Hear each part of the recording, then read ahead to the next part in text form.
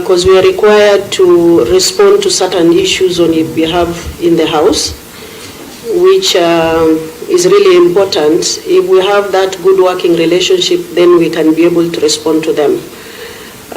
Actually, some few minutes I was being asked about a particular statement that was supposed to be responded by your ministry, which has not been responded to up to now, which we will not actually delve into it. We have about 6 statements that are outstanding so far. Maybe we will share with you at the end of this meeting so that your officers can follow up and ensure it's property of the House as it is right now.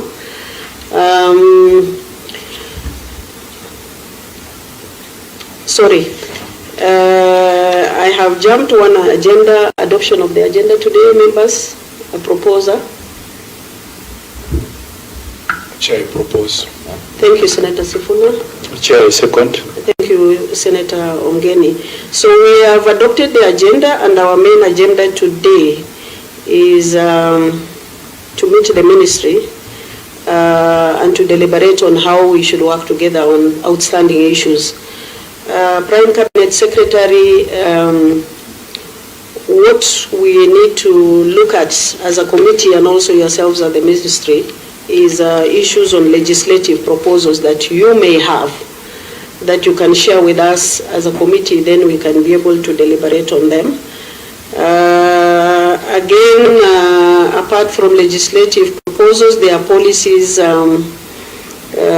that actually emanate from your ministry that can come to the ministry, to the committee, which we need to share with us if you require our intervention. Again, there are foreign missions that this committee normally, actually I'm the longest serving in this committee. I've joined this committee from 2013 up to date, and I've visited various missions and embassies in the country, and I know the challenges those missions are having. So the treaty making and ratifications, there are a bit of issues that we need to share and bring to your attention.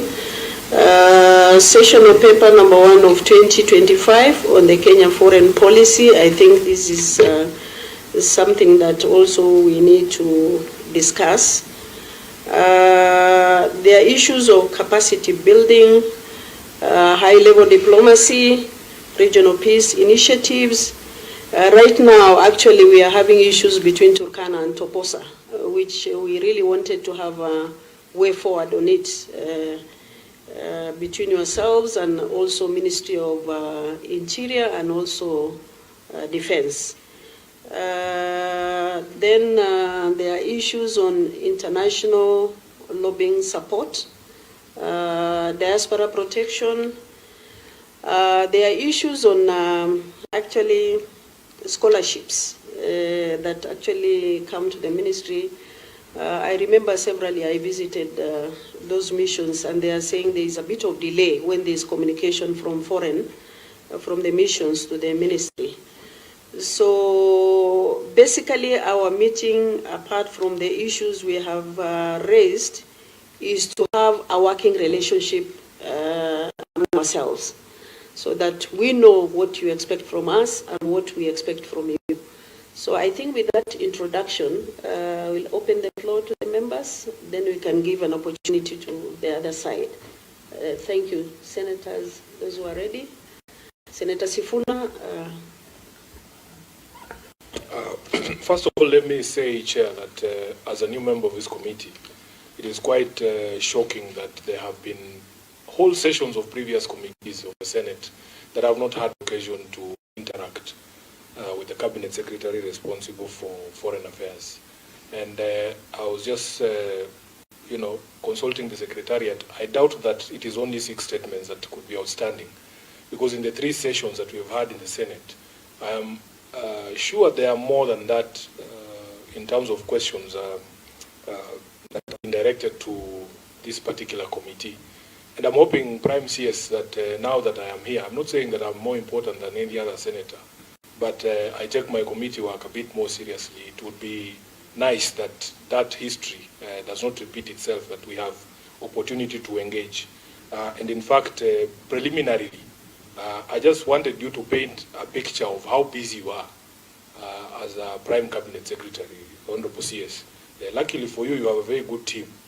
They had softened the ground for you, quote unquote, before you came, because we usually get very upset when members of cabinet snub committee meetings for other business.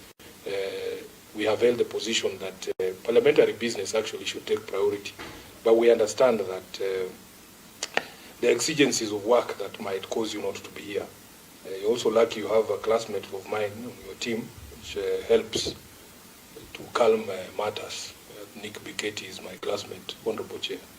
So, because we are talking about how we're going to work, this working relationship that the Chair talked about, maybe, your physical presence before Parliament and before the committee is something else, but really responding to questions by the ministry should not be subjected to the same. We should have at least written responses to the questions that have been posed to the ministry, so that even if you are not available, then we can have something to engage in. But I just wanted to understand the sort of environment that you work. I'm famously opposition, so I don't know how government works. So maybe CS, because we were discussing with your team to find out if it is possible for them, and in conjunction with our committee here, to find ways where we can agree on the best days to meet and the highest chances of us being able to have a conversation such as the one today. I was being schooled that Tuesdays are for cabinet. So that is the sort of information that I was hoping that we could exchange, so that in the future, if we agree that we're going to be meeting on Fridays or I don't want to say Saturdays, but I mean, that is a sort of just preliminary engagement, so that I understand the sort of atmosphere that you are operating under. Then we can be able to know how we engage. Thank you, Senator Mgeni. Senator Lelegwe. I think, just for information, the statements that were handed over to this committee after formation of this particular committee, there are only 6. I think there is one that was supposed to be due 5th March 2024. This is on delayed issuance of passports by Senator George Mbogwa. Then delayed processing of passport applications in Kenya, that is by Mariam Sheikh. It was due also 5th March 2024. Senator Chute, repatriation of Kenya refugees from Ethiopia. I think this brought a very heated debate in the House. Then Senator Wahome Wamatinga, the waiver of visa requirement for persons traveling into Kenya. That was also 23rd May 2024. Senator Richard Onyonka, plight of missing Kenyan citizens in Saudi Arabia and other foreign countries. That was 3rd December 2024. Then the last one is Senator Edwin Sifuna, alleged kidnapping of Mrs. Florence Wanza Munyao, a Kenyan truck driver in the Democratic Republic of Congo. I think this is the one you asked, Senator. So those are the statements, and you can see some of them as far as March 2024. So if we have had a very good working relationship, by now these statements should have been responded to. It's not that we want to bring down the ministry, but in the absence of maybe the busy schedule of the Prime Cabinet Secretary, PS, your team should be able to put these statements together for him and sign when he's available. It's really very important. So it doesn't over well if statement delay for almost 1 year and members are asking for it. So I think with that, Senator Sifuna, you want to say something? Just one point, most critically, Honorable Chair, is that some of those matters have actually been overtaken by events. I'm aware, for instance, that lady who was kidnapped was already released. So, you know, it makes it look like there's a problem somewhere. I mean, we should deal with issues when they are current. Yeah. So we now turn to Cabinet Secretary, I think your side. And then we can open up for discussion, whoever wants to contribute. Thank you. Thank you. Thank you, Madam Chair. First of all, let me just state that having been a parliamentarian, I take parliamentary business very seriously. So I would not fall into a lapse where I disregard parliamentary business or inquiries. But let me say that where there have been lapses, we shall take care and take corrective measures.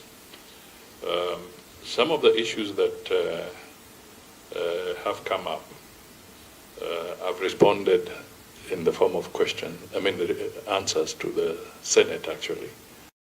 A couple of instances. Some of the issues that come up here I've responded to. The more recent one was the one of refugees in Marsabit, which was brought by Jute. On the issue of the passport applications and delays, what I would say is that we will have to do a little better in our own coordination, because the Ministry of Foreign Affairs does not issue passports. These are issued by the Ministry of Interior, the Immigration Department.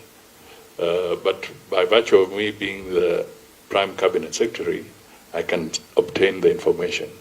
But I can see in some of these instances where we could have landed into trouble, in the sense that maybe it was directed to Ministry of Foreign Affairs, and there could have been a delay in the communication between Foreign Affairs and Interior.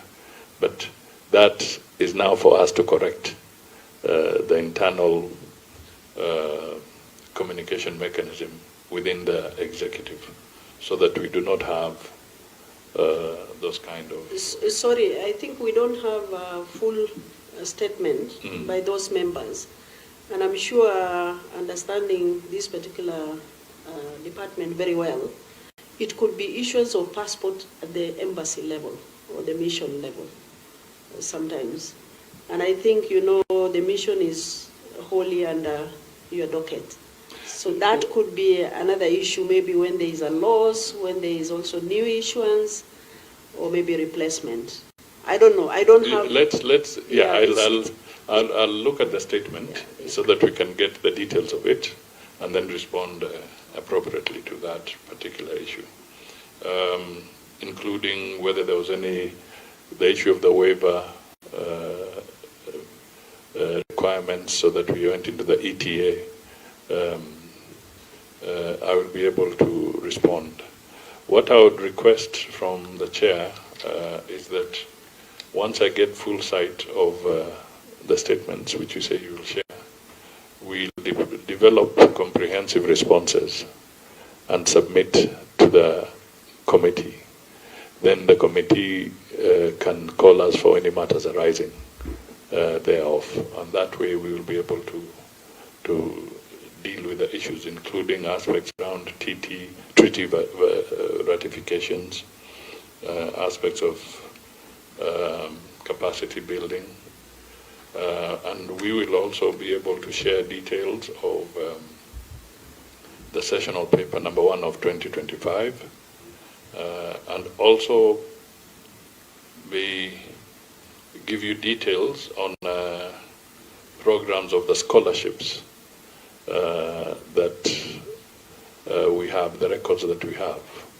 I've been very open on this matter. I've always said that it is important that as Kenyans we make public where scholarships have been offered, what fields, and I've even gone further to insist that we need to have a policy so that we can show to the Kenyan people that there is equity and fairness in the awarding of these scholarships between the various supportive countries, the Ministry of Education, and of course the Ministry of Foreign Affairs.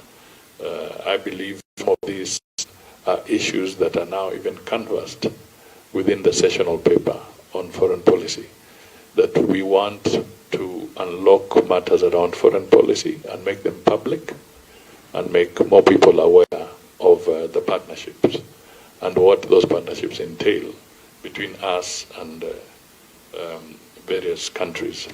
So I want to reiterate, Madam Chair, that we will be open, we'll be available, and the few occasions where it may look like there was a snap, I want to put it on record that we cannot snap a parliament. Neither can we snap a committee of parliament. So we will endeavor to improve on the communication. We will definitely want to share a lot of, because as much as you legislate for us, it would be important that we also seek your views on quite a number of issues that could have important bearing on our foreign policy and on our security issues as we go forward, because this is not a static position. These are always emerging issues. Sometimes, as we sit here, for instance, the impact of the tariffs wars have serious implications. And we need to exchange views on these kind of things. We have seen aid cut substantially in very critical areas like health, and these will have implications on the citizens of this country. So it will be important that we work very closely together. And let me put it that from today you will see a change in how we engage. And I will also talk to my team so that the areas of where we need information from another ministry, if it has been channeled through us, we should not assume that if a letter has been dropped to the other ministry to say this is about you to respond. We must have a deliberate follow-up to make sure that the question, the response is properly weaved. Because I cannot come to the Senate and pass the buck. It would be better if a colleague minister would be saying that we will refer this matter to the Prime Cabinet Secretary for a conclusive response, rather than me saying, as the Prime Cabinet Secretary, I'm referring it back to. So these are issues that we will sort out. So let me put it that indeed I am busy, Honorable Sifuna, Senator. I am busy, no doubt about it, but I'm not too busy to avoid Parliament. Yeah, thank you. Thank you, Prime Cabinet Secretary. Members, any intervention? It's open now. We open the session now for any clarification, questions. Open, yeah? It's now open. My issue is general. Just a concern we have received from a number of our citizens on the rising fee on visa applications, especially students traveling to various countries. The fees are a bit exorbitant. Prime Cabinet Secretary, I think students from Nyamira, Kisii, and I believe other parts traveling abroad are paying over $25,000 to travel to the US. I don't know whether the ministry can have a discussion with your counterpart from the foreign embassies, including the US, to make the fees resonate with our economy. You know, $185 may seem little money to the U.S. government, but to us is a lot. If you drive through the American embassy, you will see the long queue of students seeking opportunities to go and study out of the country. I don't know whether, I mean, as a government that should get concerned with the suffering of its people, whether there is a way you can intervene and make visa fee to be reasonable and fair to Kenyans. Number two, I have a case of a Kenyan investor in Burundi called Evans Motari Maragia, who was arrested in 2024 in Burundi, who has run a number of media campaigns to seek assistance from the government of Kenya.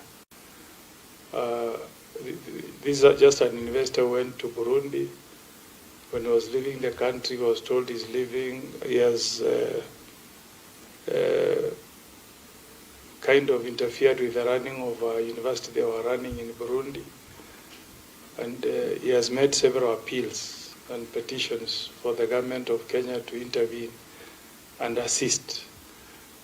Prime Cabinet Secretary, can you see through the embassy whether there is a way you can assist that Kenyan who moved to Uganda, to Burundi as an investor, but who has found himself in some trouble? Thank you. Yeah, just to pick up where Senator Morgan has left, Prime CS, in fact, I had reached out to the Department on Diaspora Affairs on that question of Maragia, that gentleman in Burundi, on the 14th of January. And up to date, we haven't received any feedback. But about 6 months ago, you appeared before the Senate, Prime CS, when we were having a conversation about the situation in our embassies in the US. If you remember, you gave certain undertakings on staffing, the levels of staffing in our embassy in Washington, the situation about the slow processing of identity cards for Kenyans who are living in the US, the inadequacy of staff in the two consulates in Los Angeles and in New York. So maybe you can start by giving an update on that. Secondly, Honorable PS, you know, we Kenyans get shocked every time there are pronouncements on serious foreign policy positions by your government. We are a product as Kenyans of a struggle for liberation and for nationhood that has fashioned many of us to be believers in the freedom of every people to determine themselves. So it surprises some of us when you take positions that are contrary to that, you know, long-held position that we should support anybody who's seeking to be free, so that your position on Taiwan, your position on Palestine is a bit surprising. What is the guiding star for us as a country when we got ourselves involved in taking sides in those long-standing conflicts for independence of certain countries? And then lastly, there's a question of deployment of non-career diplomats in foreign missions, Honorable CS. This is a matter of grave concern because of the nature of the engagements, and I'm sure you've seen the jokes doing around about your visit to Rome. I don't want to go into them. I'm sure you've seen them. Because of the nature of foreign engagement, people are asking whether the people that we second to these foreign missions to run our foreign affairs should be the caliber of retired politicians and the others, that our foreign missions are dumping grounds for non-professional diplomats, if I might use that. And what is the government position on this? Whether you have received those concerns from, whether you're willing to do anything about it, or that you think the men and women that we are sending to these foreign missions are up to the task. Senator Lelegwe. Thank you, Chair. I wanted to seek clarification from the Cabinet Secretary on failures by the Ministry to make the scholarships that are available in the Ministry public, and also the criteria they use in selecting these scholarship beneficiaries, and whether they publicize these beneficiaries. Thank you. Thank you very much. Just one or two from me, Cabinet Secretary. Now, I really wanted to know whether you have a structure of movement of the scholarships from the mission to the Ministry of Foreign Affairs and then to Ministry of Education, because that is where there is a bit of complaint that it's not actually reaching the right people. That is number one. Number two, there are so many opportunities that are there outside on international agreements, treaties and obligations. Some of them, they take too long actually for it to come from the missions and to the ministries. So it's good also to have a proper structure in place so that as soon as it lands, then somebody, or maybe there is a structure in place to take care of that. Now, the other point I wanted to raise is this labor outside, especially Middle East. We've been really crying about Kenyans being mistreated out there. We have tried to deal with the issues of the agents. I don't know what is the current status so that we stop actually Kenyans losing their lives abroad and again open more opportunities outside there.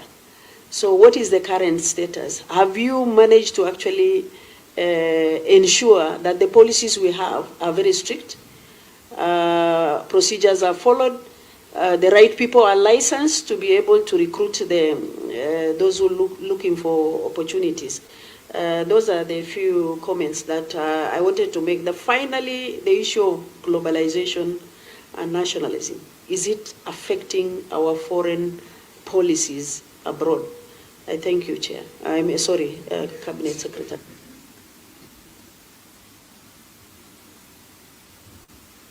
Thank you.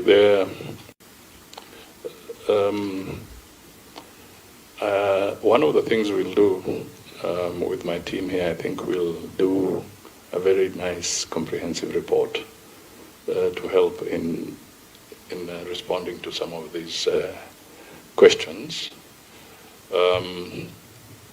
Now, first of all, let me deal with the first one. Kenya's position with respect to China is that we have adopted a one China policy. And that is the partnership that we've had with China ever since, and therefore we do not recognize Taiwan as an independent nation.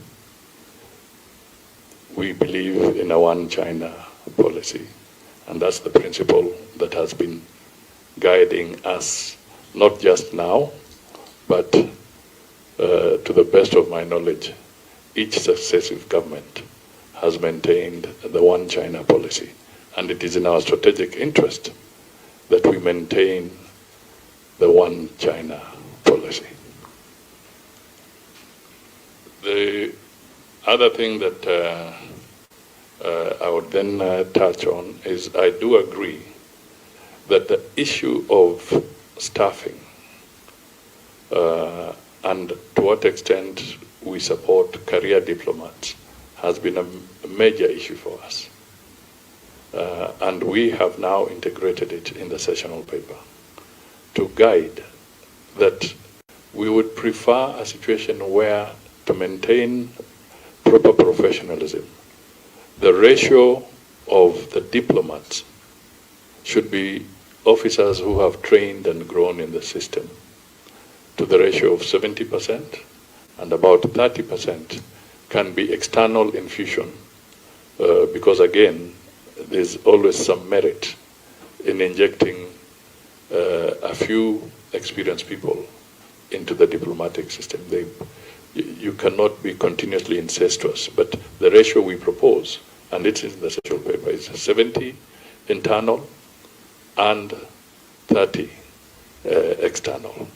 So we have now put this and built it into our policy so that it's no longer ambiguous.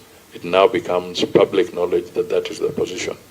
And it is our desire that this will now guide future nominations or appointments to the diplomatic service. We have also been grappling with underfunding of our various diplomatic missions.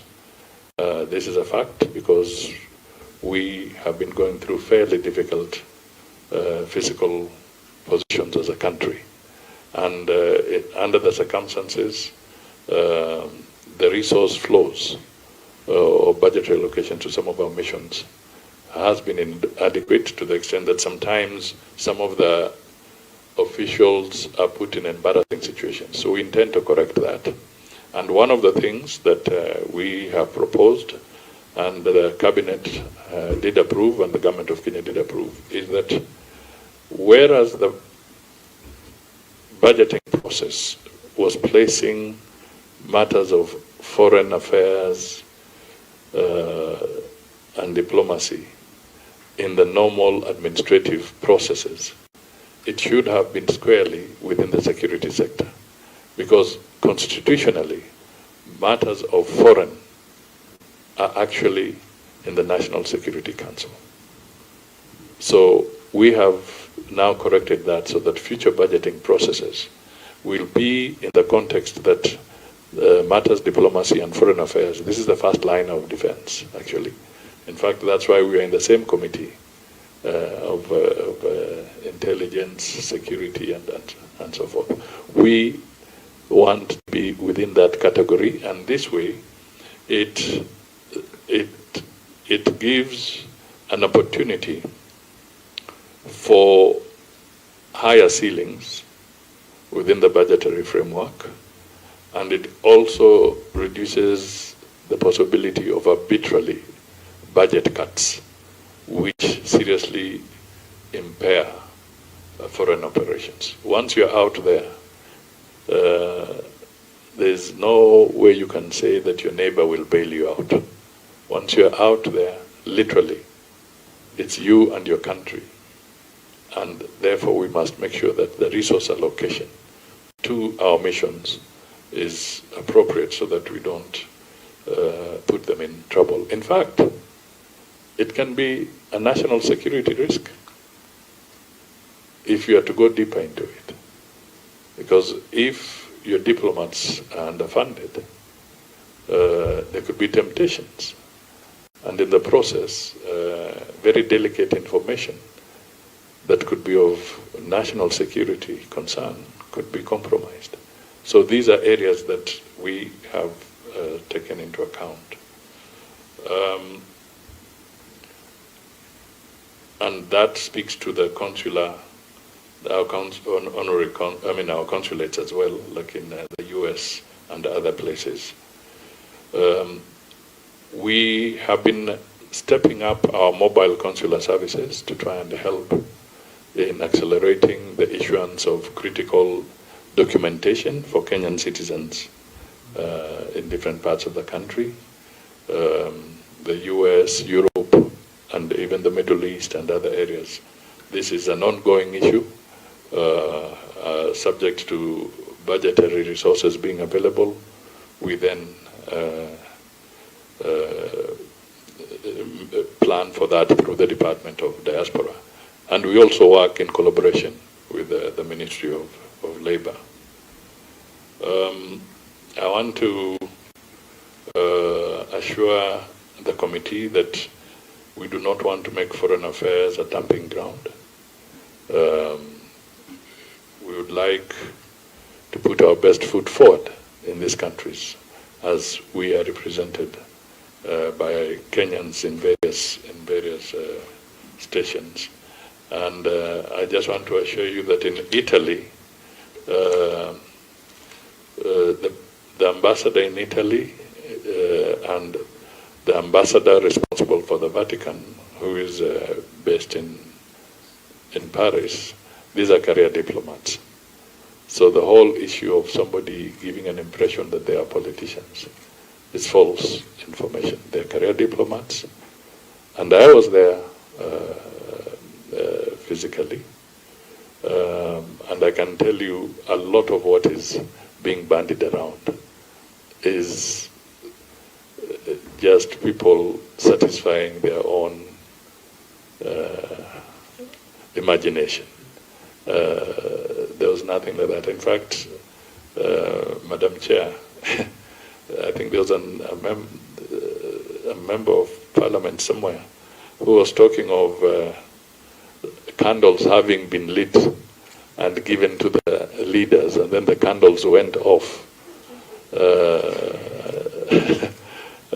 It was in broad daylight. You don't need candles in broad daylight, and no candles were lit. No head of state had candles.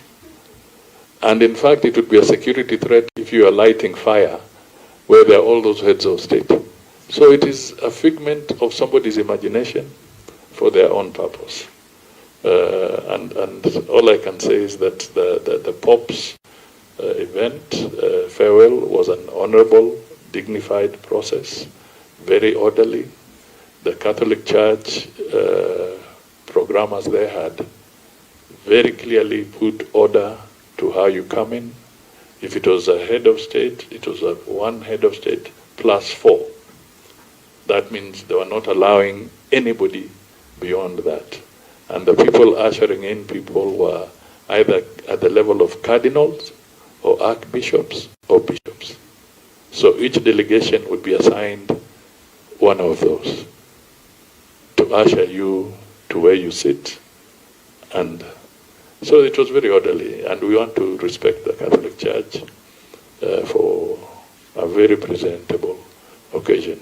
In fact, it would be unfortunate for Kenyans to try and belittle a process of this nature where the Pope was being given a dignified send-off.